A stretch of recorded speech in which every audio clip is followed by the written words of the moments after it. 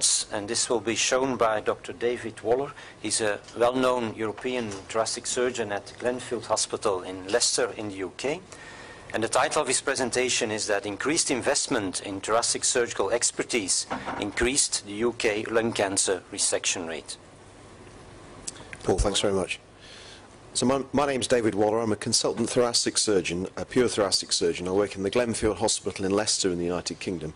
I'd like to summarise the results of a presentation just made by my senior registrar Kelvin Lau at the presidential session. I want to describe to you the effects we found of investing in thoracic surgery on lung cancer resection rates. The background is that in the UK, lung cancer has been undertreated. There is evidence that in comparison to other Western and developed countries, our treatment rates and survival for lung cancer fall way below the accepted standards. This has been focused on by the British media, and hopefully some changes have been made as a result. Within our country of around 60 million people, there is a wide variation in the access to lung cancer surgery. As you can see from this map, there are areas of the country which have a 6-fold greater resection rate. Just to put that into perspective, if you are an elderly patient with lung cancer in Cornwall, you are 6 times less likely to get lung cancer surgery than if you live in Leicester. And clearly this is of major concern both to the patients but also to the politicians. As you can see here, this again has attracted the attention of the British media in the past. This graph shows the resection rate adjusted for various confounding factors such as sex and age. This is a real difference. The background to this is the standard UK lung cancer pathway. Because of our state healthcare system, virtually all cases of lung cancer are referred in from primary care to a specialist lung cancer service.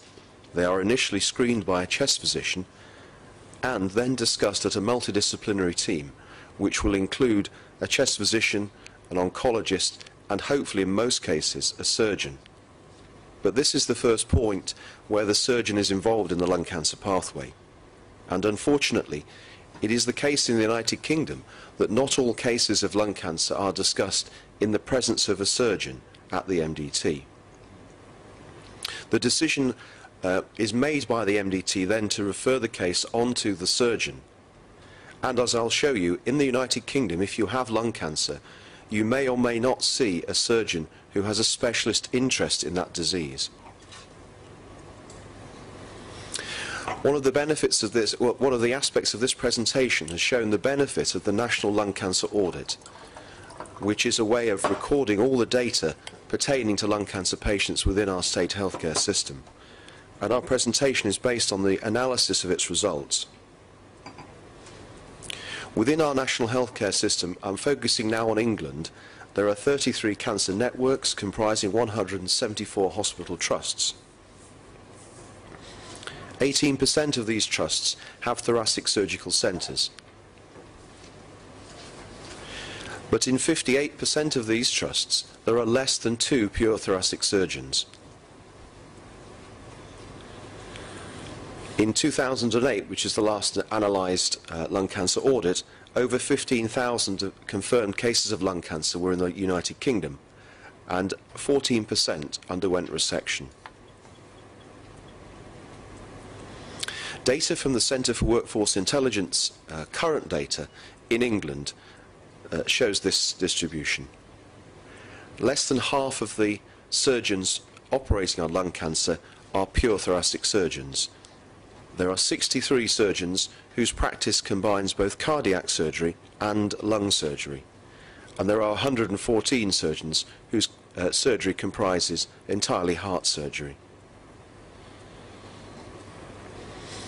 Our analysis in this presentation related the data from the National Lung Cancer Audit to manpower data obtained from that last source. And these are the main findings. Lung cancer resection rates are higher in centres who treat more cases. Lung cancer resection rates are higher in patients who are first seen in one of the specialist centres, the base centres where there is thoracic surgery, rather than in the referring centres. Importantly, lung cancer resection rates are higher in centres where there are 2 or more specialist thoracic surgeons as opposed to cardiothoracic surgeons. And, reflecting the lung cancer pathway, lung cancer resection rates are higher, significantly higher, when surgeons attend preoperative MDTs. And we found that after the analysis of the 2008 data, there were appointments in 5 of those 31 units of new specialist thoracic surgeons.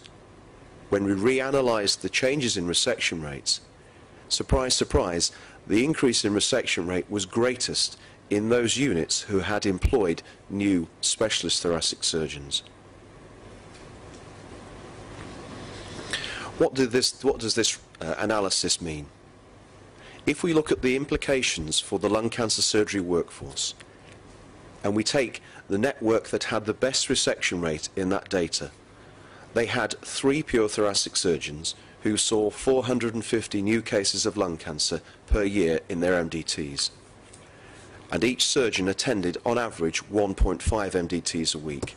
So, if we use that as the gold standard, and we applied that across England, for 15,700 cases we would need 107 thoracic surgeons. And if we looked at the MDT attendance, if we kept the same number of MDTs, we would need 113 surgeons. Now, looking back to that workforce data, if we assume that 63 of those mixed practice surgeons devoted half of their time to lung cancer surgery, which we're not sure that's true, we have a current total of 89 whole-time equivalents. So you can see we are understaffed in terms of specialist thoracic surgical expertise.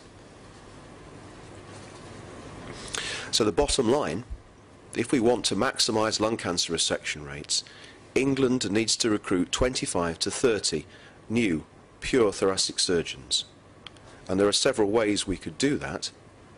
We could increase the number of surgeons in training who currently train in both cardiac and thoracic, and increase the number who were specially trained in thoracic surgery and particular lung cancer surgery. Perhaps we could persuade the surgeons who currently have a mixed practice to decide if they want to specialise in either cardiac or thoracic surgery. Failing that, if our authorities don't realise the importance and don't change the training structure, or our hospitals don't realise the importance of our surgeons specialising, we could import new thoracic surgeons from within the EU. But that, of course, would not be particularly acceptable to many of the population or medical specialities. We hear a lot about the developments in new drugs and technology, but I will put it to you that these have borderline effects on the overall survivorship in lung cancer. There is unpublished data as yet to be released that shows that increasing the resection rate has a major impact on the population survival from lung cancer.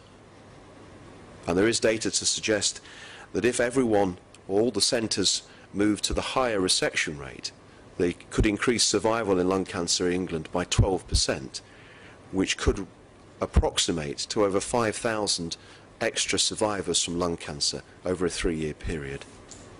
So surgery is still important, vitally important, in the treatment of lung cancer, and the message is specialist lung cancer surgery is even more important. Thank you. Thank you, Dr. Waller. I think the message was very clear, and the future for thoracic surgery seems bright in the UK. Any questions or comments? Yeah, Stephen Pinn, Doctors Net UK. The recommendations that you've outlined are very laudable, but given the financial constraints facing the National Health Service in the UK, are they feasible? Would not a cost-benefit analysis of some description help to make the case? In other words, the cost of training and employing more specialist thoracic surgeons against the benefits of an increase in lung resection rates? So are you asking me how much money the government should spend to increase the survival of patients from lung cancer? I mean, that's not my decision. Clearly, it has to be costed. What is true is that we are training cardiothoracic surgeons, and I'm a training program director. But as yet, there is not a clear direction to us whether we should train specialist lung cancer surgeons or mixed practice cardiothoracic surgeons. The money is already in the system to train those doctors. What needs to be refined is the direction of their training. The question of whether hospitals should or could afford to employ more lung cancer surgeons is a decision obviously I can't take, but what price 5,000 extra survivors? David, in that respect, is it true that cardiac surgery is a bit on the decline in the UK, and that probably some cardiothoracic surgeons will shift to thoracic surgery? It is true that the number of coronary bypass operations being performed has reduced as a result of the interventional cardiology. So yes, it is possible that cardiac surgeons have more spare time on their hands, but these are cardiac surgeons who last did lung cancer surgery many years ago, and there's a possibility they may not have access to the latest thoracic surgical techniques. Okay. Yes. Do you have any sense of how applicable these findings are to other countries in the UK about the shortfall in thoracic surgeons? Speaking to an American surgeon from Salt Lake City last night at the gala dinner, he tells me that in the United States, around half of the lung cancer surgery is not performed by lung cancer specialists, so it's performed by general surgeons. So yes, this message is worldwide. With the advances in thoracic surgical techniques, you need specialist expertise and therefore specialist training. Yes, please. Susan Mayer from the BMJ. Do you think with the interest there is now in the potential perhaps for screening, and so that will probably increase people with small tumours perhaps for resection, what impact do you envisage that having on the situation? My understanding from screening programs, as you say, it identifies more early stage lung cancer, and they are the exact cases that could be operated upon. So yes, one of the possible consequences is a greater need for surgery. But I would point out to you that this National Lung Cancer Audit has already identified that about half of all the stage 1 lung cancers in the United Kingdom at the moment don't get surgery. So the future impact of screening is small beer compared to what is already out there. You've heard from Suresh's presentation that we are talking about an aging population, and the demographics of lung cancer is changing. And in my personal practice now, over my 15-year consultant practice, I've seen a shift away from larger central squamous carcinomas in men to more peripheral adenocarcinomas in elderly women. And if you ask me how we change the resection rate, I think it is in this group of patients, the borderline patients, the elderly female with the peripheral adenocarcinoma.